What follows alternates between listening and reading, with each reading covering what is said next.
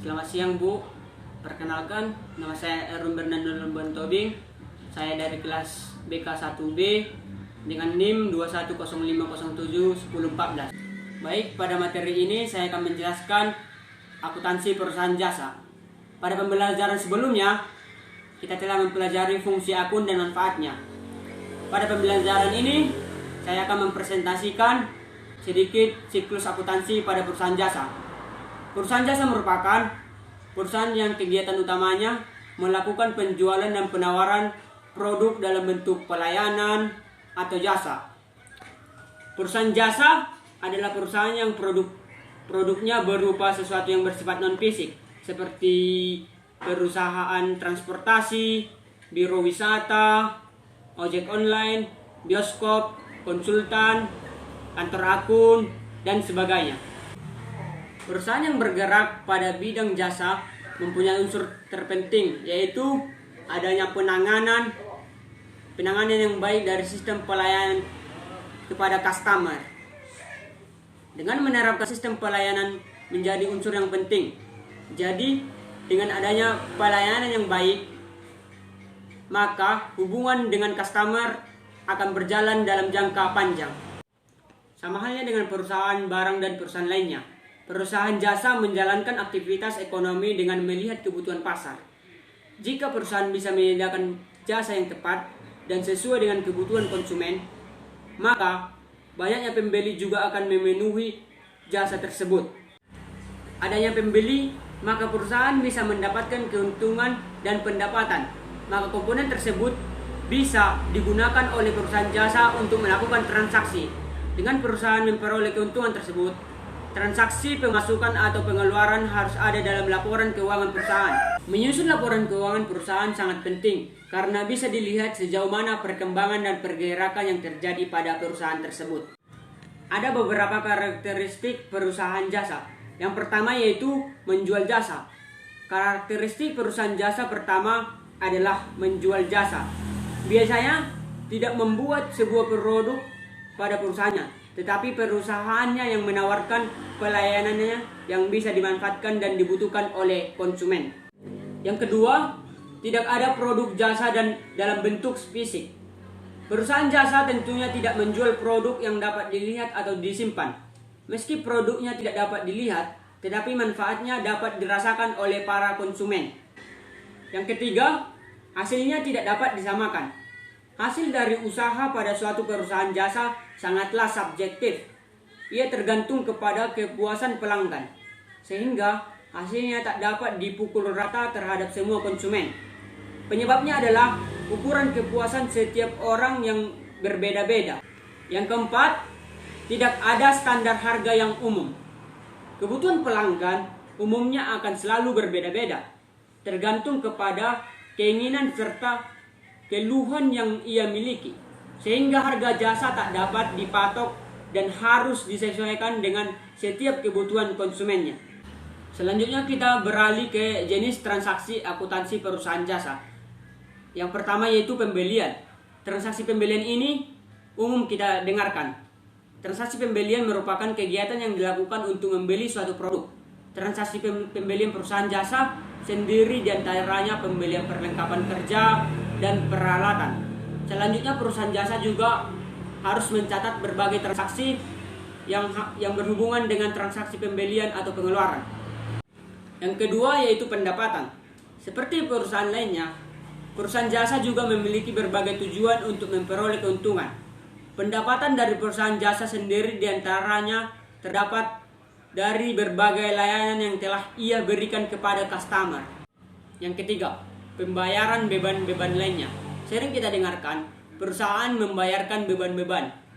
Selain pengeluaran yang dilakukan saat membeli berbagai keperluan, seperti pada berbagai perlengkapan dan peralatan, perusahaan jasa memiliki berbagai biaya yang harus dibayarkan. Sebagai contoh yaitu biaya beban tagihan listrik, telepon, internet, dan lainnya. Yang keempat, penerimaan piutang. Hutang piutang sebagai pemberian atau penjualan yang dilakukan secara kredit kepada pengguna, sehingga sesuai kesepakatan atau kebijakan konsumen yang kemudian melunasi pembayaran pada jangka waktu tertentu dibutuhkan pencatatan perusahaan dalam hal ini.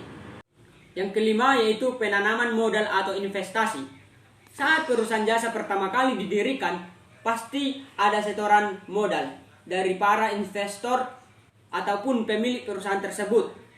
Jika modal atau dana tersebut dari pihak yang lain, maka perusahaan harus mencatat dengan benar pengeluaran ataupun pemasukan yang dilakukan oleh perusahaan jasa tersebut supaya tidak mengalami kesalahan dalam menjurnal suatu pengeluaran dan pemasukan tersebut.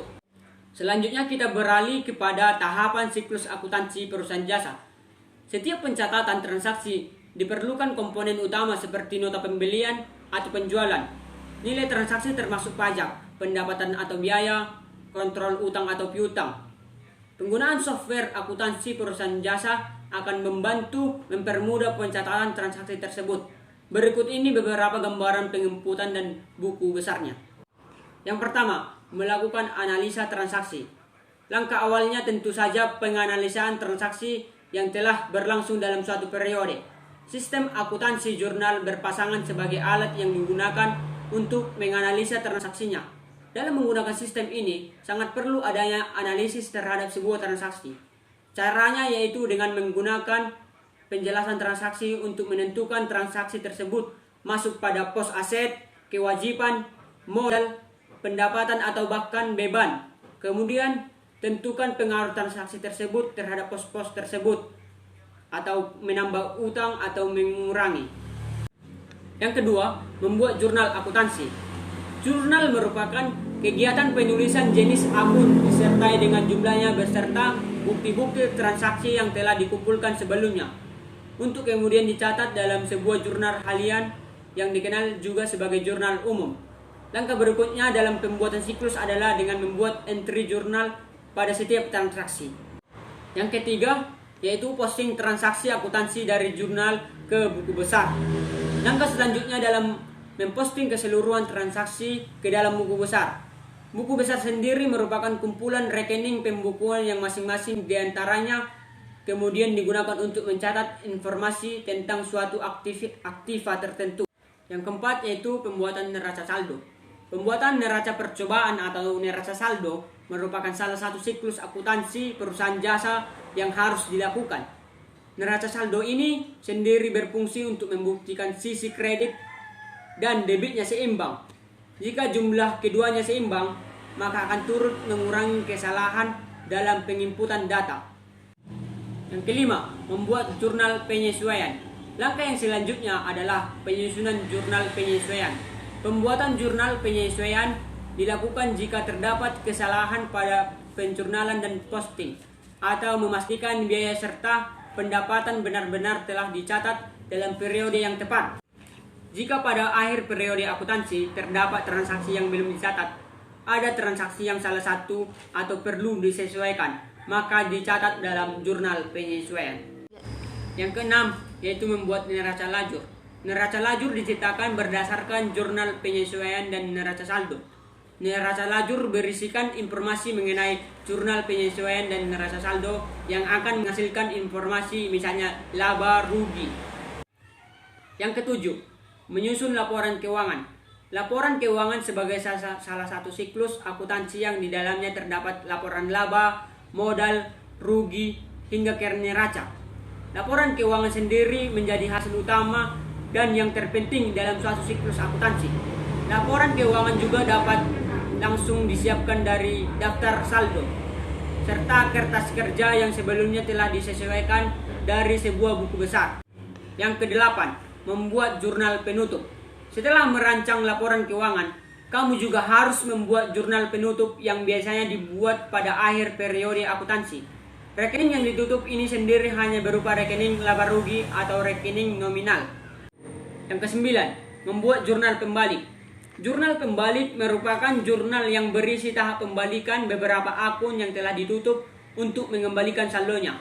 Akun perkiraan yang dibalik ini kemudian berupa pembayaran di muka sebelum jatuh tempo.